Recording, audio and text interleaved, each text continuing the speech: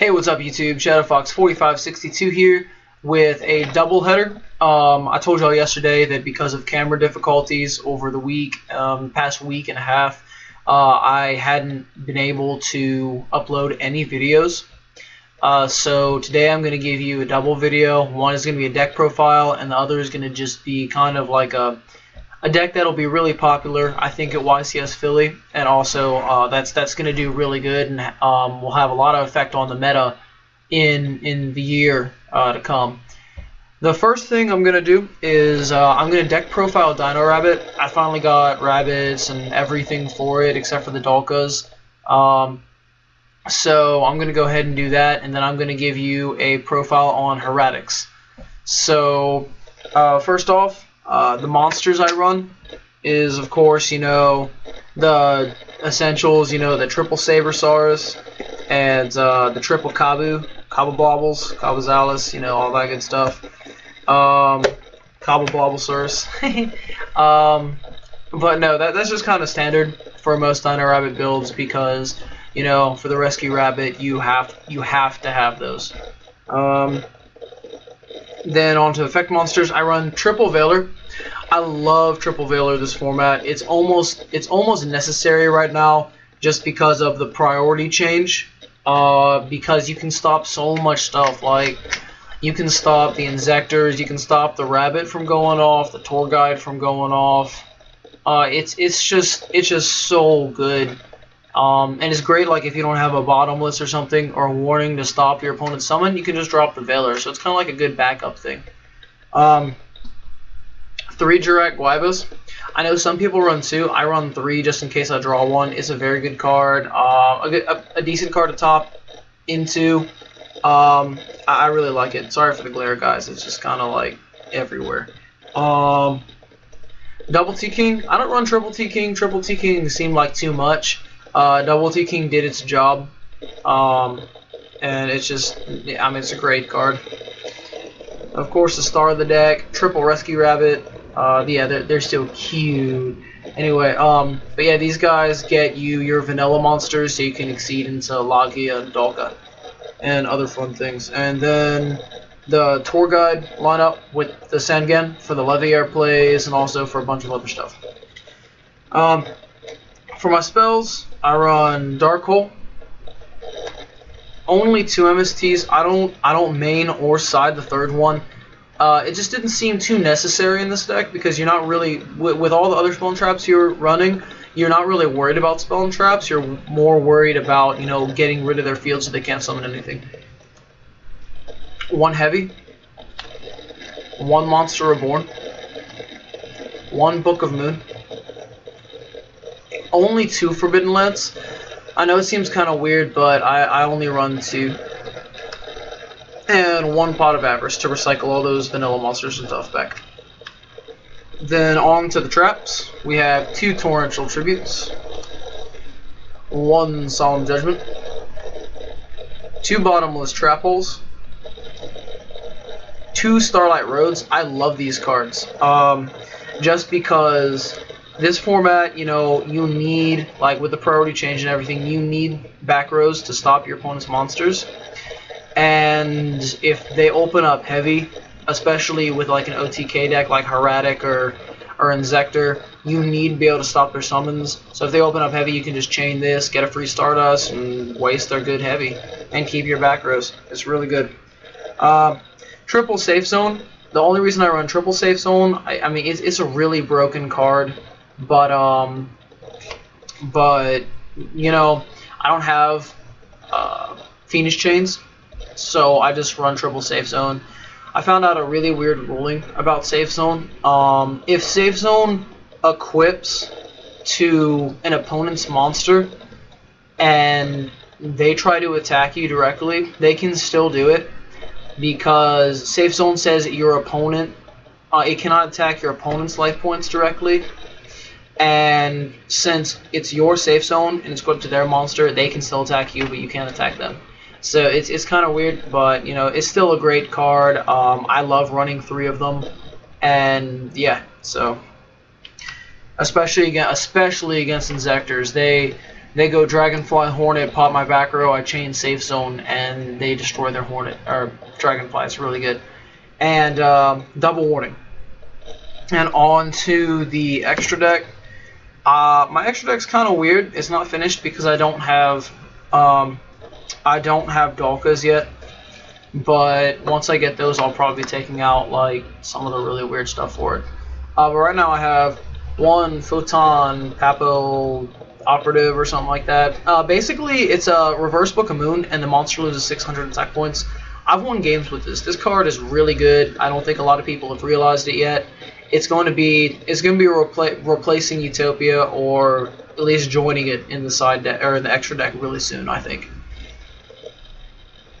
One Leviar the Sea Dragon for obvious reasons. It's great getting back the rabbit with your tour guide and sending it off again to bust out some of your bigger monsters from your Exceed deck or your extra deck. Then I run double Stardust for the Starlight Road. One Catastor because I can just go into it really easy with just a level 4 Dino or something and a Veiler. Hyper Librarian just for funsies. This card's going to be coming out. One Wind Up Zenmains. One Leviathan Dragon. One Acid Golem. I don't like this card, but sometimes it's a necessary evil to get over the BLS and stuff like that. One Utopia Ray. One Utopia. One Maze Stroke. Maze Stroke is a really good card. It's a Book of Moon. It's kind of weak, but they had to make it that way so it wouldn't be too broken. Because if it was like 22, 23, it could book anything and get over it. Almost anything. Like, it's kind of retarded. Then the three evils are Lagias. Basically, the heart of the deck. They're Solemn Judgment. They're great. Then on to the side deck. My side deck's kind of weird also. This is just pure player preference for what I have in my area and my locals and stuff. But I have one Mirror Force. I have double Debunk for the Insectors and the Chaos Dragons and stuff. It's just a really good card. The reason I side deck Mirror Force instead of maining it is it's really slow. It's just not as good as it used to be.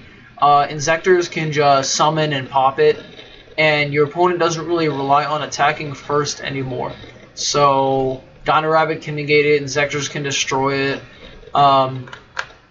Wind-ups first turn can mill out your hand. Dark Worlds can pop it. It's just not that real. It's really not that good right now.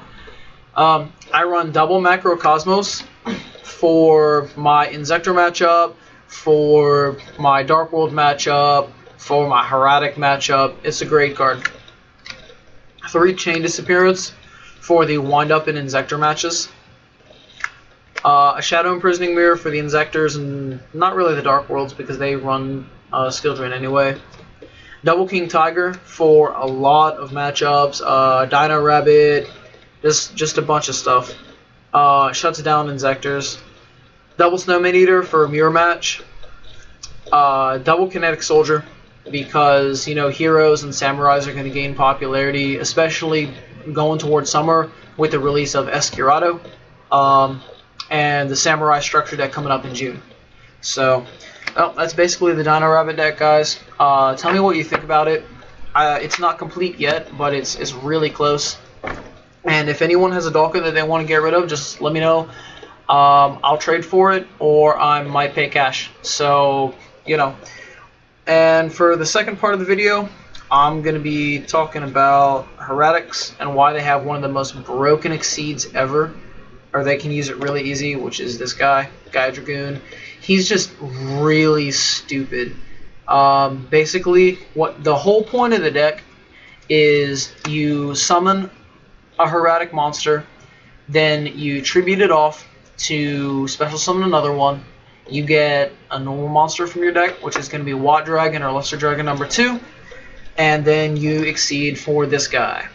And this guy pulls out everyone's favorite suspect from any dragon deck, which is going to be Red Eyes Darkness Metal Dragon. Red Eyes Darkness Metal Dragon is going to bring back that normal monster that you sent to the graveyard. Then you're going to tribute that, to special summon another hieratic monster and do it all over again. At the end of the turn, you should have 3 Gaia Dragoons. You should have either 2 Darkness Metals on the field, or you should have a Gustav Max, which is the level 10 coming out in the future, hopefully. It might be the next Shonen Jump prize card. The voting's going on at sjalpha.com. And what Gustav Max does is he's a 3000 V-Stick 10-star. Or 10 star. And what you do is you can attack with him, and then after you attack, during main phase 2, if your opponent isn't quite dead, they're at 1000 or something, you detach a material, your opponent takes 2000. Is a really broken card, and it would make the OTK for Hieratics really broken, or more broken than it already is. I think Hieratics, once they get off that first summon and they just keep special summoning everything, it reminds me a lot of Dino-Rabbit, except they don't go negate, they go swarm the field. They get one monster out, and they're popping everything and exceeding limitlessly, and then they're also special summoning. They're popping out all these normal monsters, and it's just retarded. I think this deck will be top tier, if not the best deck in the format, going into, you know, Philly and all these other things. Look for them in the top 32. Once people figure out how to build them and how to get around some of the major weaknesses of the deck, then they'll really start to do good. But anyway, so yeah, that's all I have right now.